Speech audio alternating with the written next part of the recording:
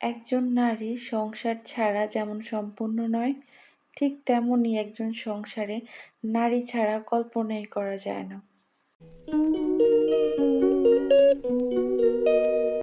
Hello viewers, আসসালামু আলাইকুম।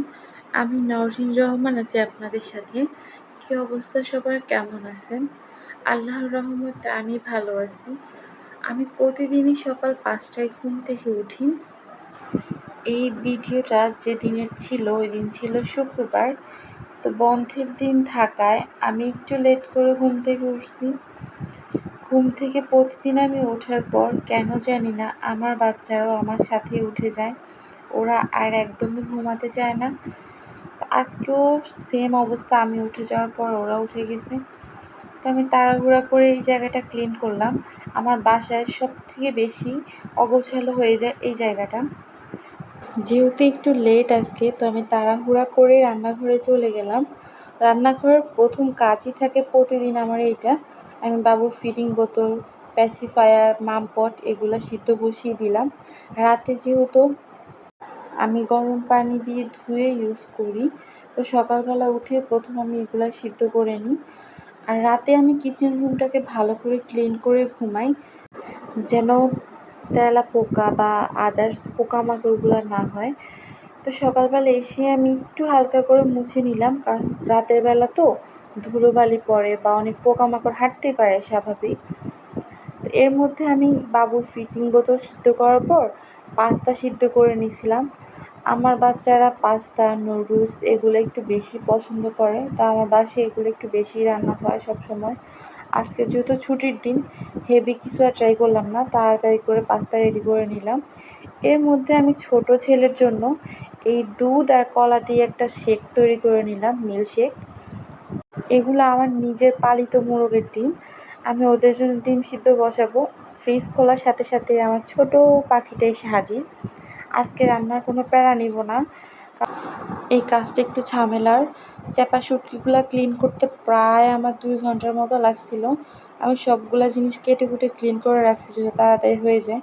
এর মধ্যে আমি মাংস কষিয়ে নিলাম। আজকে অল্প একটু বিরিয়ানি করে নিচ্ছি, বেশি রান্নার ঝামেলা একদম করতে চাচ্ছিলাম না। আর আমার কাছে কেন মনে হয় জানি বিরিয়ানি রান্নাটা খুব সহজে হয়ে যায়। আর আমার বাসায় আমার বাচ্চারা ব্রয়লারের যে বিরিয়ানিটা হয় ওইটা অনেক পছন্দ করে। অলমোস্ট আমার বিরিয়ানি হয়ে গেছে। এটা আমার সন্ধ্যার কিছু ক্লিপ। সন্ধ্যার সময় আমি আবার পাস্তা রেডি করছিলাম, একদম সিম্পল ওয়েতে। আসলে এটা খুবই মজা হয়। আর আমার ছোট ছেলের বয়স 15 মাস, কিন্তু ও এটা ভীষণ পছন্দ করে। আমি আপনাদের সাথে ওর খাওয়ার কিছু মুহূর্ত শেয়ার করব। এই যে আমার পাস্তাটা রেডি, এই যে আমার জান পাখিটা হাজির। ও পাস্তা খুবই পছন্দ করে, আর এভাবে রান্না করলে তো অনেক বেশি পছন্দ করে। তো অলমোস্ট এখন রাত 11টা বাজে, বাচ্চারা ঘুমিয়ে গেছে। ওরা ঘুমানোর পর আমার মনে পড়লো যে আমার কিছু জিনিস বাহিরে আছে যেগুলো নষ্ট হয়ে যেতে পারে, ওগুলো আমাকে ফ্রোজেন করতে হবে। তো আমি কিচেন রুমে চলে আসলাম। এখন যেহেতু আর ওদের কান্নাকাটি চিল্লাচিল্লির কোনো প্যারা নাই, তো আমি আস্তে আস্তে সবগুলো জিনিসকে বক্স করে নিতেছিলাম। আসলে রসুনগুলো আমি দুপুরবেলা ব্লেন্ডার করাতে একটু নীল হয়ে গেছিলো, কিচ্ছু করার নাই, একটু সময় পাই নাই আমি। যেহেতু দুইজনই অনেক ছোট আমার বাচ্চা, দুজনই খেয়াল রাখতে হয়। বড় ছেলের স্কুল, প্রাইভেট, আরবি পড়া সব মিলিয়ে ওর অনেক খেয়াল রাখতে হয় আমার। ছোট জন তো আছে, আল্লাহ, কোল থেকেও নামে না, ওকে নিয়ে অনেক প্রবলেম। তারপরও সংসার, ওদেরকে দেখাশোনা সব কিছুর মাঝখান দিয়ে দিন ভালোই যায় আলহামদুলিল্লাহ। আমি প্রত্যেকটা জিনিস বক্সের মধ্যে ভরে নিলাম। আমি সন্ধ্যা যে পাস্তাটা রান্না করছিলাম ওইখান থেকে সবগুলো রান্না করি নাই, সিদ্ধ কিছু পাস্তা রেখে দিয়েছিলাম, যেহেতু ওরা পাস্তা অনেক পছন্দ করে, পরে জানি ঝটপট রান্না করে দেওয়া যায়। আমি একটু অয়েল দিয়ে নিলাম যাতে একটার সাথে একটা না লেগে যায়। এভাবে রাখলে আসলে পাস্তাগুলো একটার সাথে একটা লাগে না। যদি অয়েল ছাড়া রাখেন তাহলে এগুলো আটার মতো লেগে যাবে, পরে রান্না করতে গেলে খারাপ হয়ে যাবে জিনিসটা। আমি প্রত্যেকটা জিনিস ঠিকঠাকভাবে ফ্রিজে রেখে দিব। এই তো আসলে আমরা গৃহিণীরা সারাদিন বাসায় অনেক কাজই করি, সবগুলা তো শেয়ার করা সম্ভব না।